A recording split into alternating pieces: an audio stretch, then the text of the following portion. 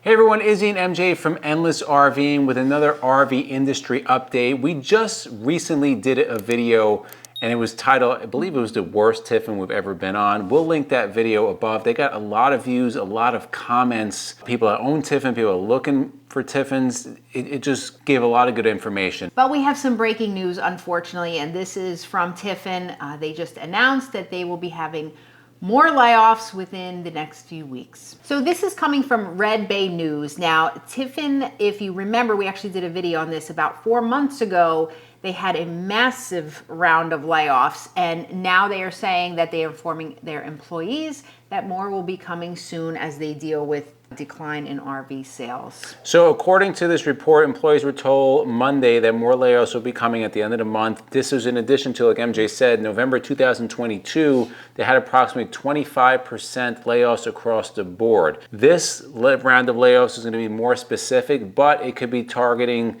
certain departments with up to 30% layoffs in those departments. And we'll get into a little more details on this. And then what does that mean for you? What does that mean for Tiffin? So there was a memo that is dated Friday, March 3rd, and this went out to Tiffin's management and service staff, and this was from Lee Tiffin. Quote, "We will conduct a thorough review across every department to determine the appropriate number of personnel needed to produce the high-quality motorhomes we've known for at Tiffin at a cost that allows the company to remain viable. Some areas may require cuts of about 30%, while others may already be close to the right size, requiring little or no cuts. We will make necessary staffing adjustments on March 31st, 2023. The memo stressed that the cuts are necessary as the company pivots to adjust output to better reflect market demand and reduce a buildup of inventory on dealer lots. And we've talked about this on several videos, just the decline of not only shipments, the decline of registrations. We also said in a couple of videos,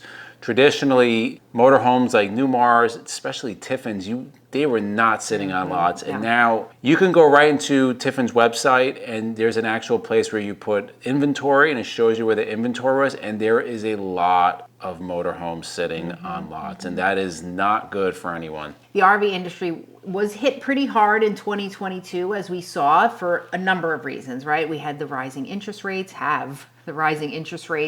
You had those high fuel prices, the diesel was through the roof, and just the economy overall is struggling. Yeah, and that's continuing in 23, probably definitely through 23. As of today, which is March 7th, the Fed just announced that they will not only be increasing interest rates, but maybe accelerating them more than had previously thought. So there's no end in sight to this, guys, and the RV industry is definitely going to take a hit. They are taking a hit, and until interest rates come down and inflation stabilizes, this is not going to get any better. And unfortunately, you're saying all those people are taking a hit, but as we saw at the RV show on that motorhome that we were on, the consumer is taking a hit. And with more layoffs, it's concerning. If you didn't watch that video, just in a brief summary, we talked about a lot of fit and finish issues that we saw with that motorhome, and that wasn't the only Tiffin motorhome we saw it on, but it was certainly the worst one that we've seen. And if you read the comments in that video, we were not alone